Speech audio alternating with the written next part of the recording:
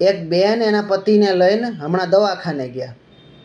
એટલે અહીંયા સાહેબ આગળ જઈને કહે, સાહેબ કે જોવો તો સાહેબ આ નહીં કે આ છે ને રાતે કે ઊંઘમાં બોલ કરે કે આ કે ઊંઘમાં રાત નહીં કે સૂતા હોય ને તો ઝંખે છે કે એમ. તે ડૉક્ટરે તો આમ વિચાર કર્યો, ભાઈને જોયા, ઘડીક બેન સામું જોયું, ઓલા ભાઈને પગથી માથા સુધી આખા આમ ઉપર નિરીક્ષણ કરી લીધું.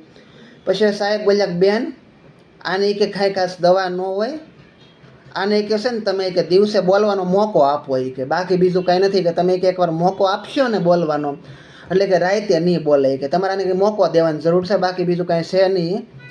તમે કે રાતે જે કે આ ન જખે ને એ જ તમારું કામ છે ને મેન તો, એટલે કે એ રહેવા દો કે એ નહીં કરતા, તમે કે છે ને દિવસે બોલવાનો ટૂંકમાં મોકો આપો, તમે એને ટૂંકમાં બોલવા જ નથી દેતા.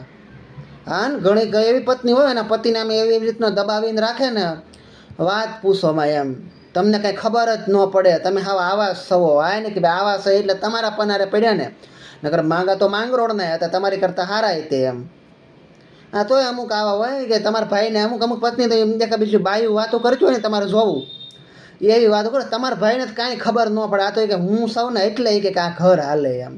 ઓલો કમાઈને નોકરીથી પૈસા લાવીને આપે ને એને કંઈ ખબર ન પડે એમ. એને કંપનીઓ આંકતા આવડે, આખી ફેક્ટરી આંકતા આવડે, ઘર આંકતા નહીં આવડતું હોય તો એને કાંઈ ખબર ન પડે.